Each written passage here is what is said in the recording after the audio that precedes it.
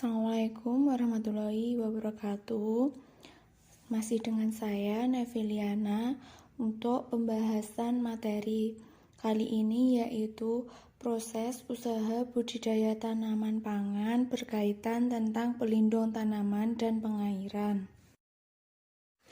Pelindung tanaman.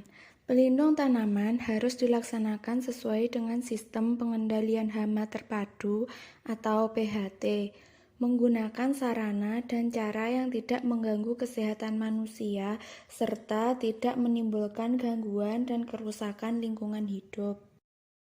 Perlindungan tanaman dilaksanakan pada masa pratanam, masa pertumbuhan tanaman, dan atau masa pasca panen disesuaikan dengan kebutuhan.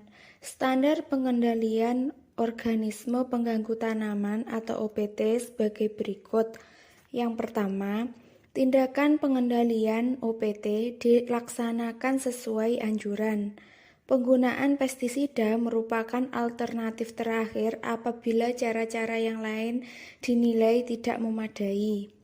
Kedua, tindakan pengendalian OPT dilakukan atas dasar hasil pengamatan terhadap OPT dan faktor yang mempengaruhi perkembangan serta terjadinya serangan OPT. Yang ketiga, penggunaan sarana pengendalian OPT, pestisida, agen hayati, serta alat dan mesin dilaksanakan sesuai dengan anjuran baku dan dalam penerapannya telah mendapat bimbingan atau latihan dari penyuluh atau para ahli di bidangnya.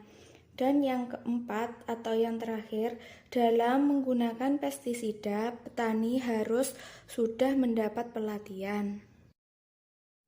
Pestisida adalah pengendali OPT yang menyebabkan penurunan hasil dan kualitas tanaman baik secara langsung maupun tidak langsung, tetapi efektif terhadap OPT yang menyerang.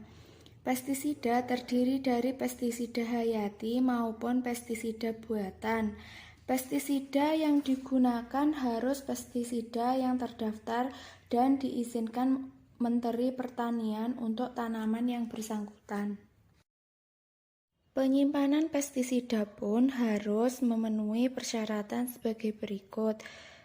Yang pertama, pestisida harus disimpan di tempat yang baik dan aman, berventilasi baik, dan tidak bercampur dengan material lainnya. 2. Harus terdapat fasilitas yang cukup untuk menakar dan mencampur pestisida. 3. Tempat penyimpanan sebaiknya mampu menahan tumpahan antara lain untuk mencegah kontaminasi air. 4.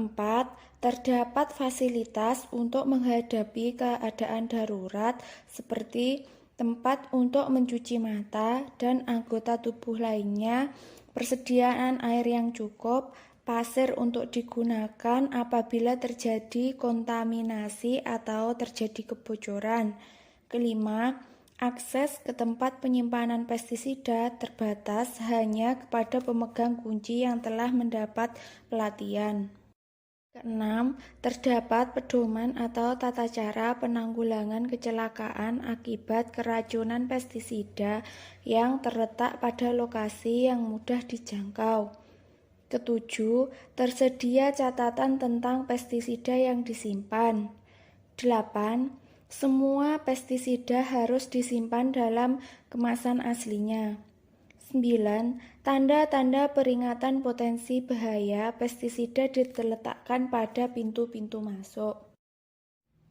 Pengairan. Setiap budidaya tanaman pangan hendaknya didukung dengan penyediaan air sesuai kebutuhan dan peruntukannya.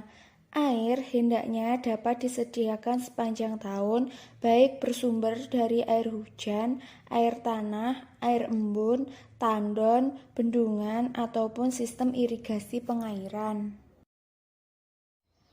Air yang digunakan untuk irigasi memenuhi baku mutu air irigasi dan tidak menggunakan air limbah berbahaya. Air yang digunakan untuk proses pasca panen dan pengolahan hasil tanaman pangan memenuhi baku mutu air yang sehat. Pemberian air untuk tanaman pangan dilakukan secara efektif, efisien, hemat air, dan manfaat optimal. Apabila air irigasi tidak mencukupi kebutuhan tanaman guna pertumbuhan optimal, harus diberikan tambahan air dengan berbagai teknik irigasi. Penggunaan air pengairan tidak bertentangan dengan kepentingan masyarakat di sekitarnya dan memacu pada peraturan yang ada.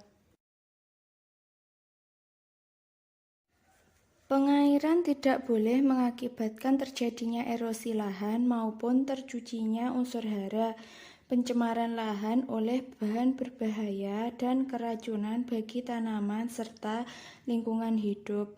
Kegiatan pengairan sebaiknya dicatat sebagai bahan dokumentasi.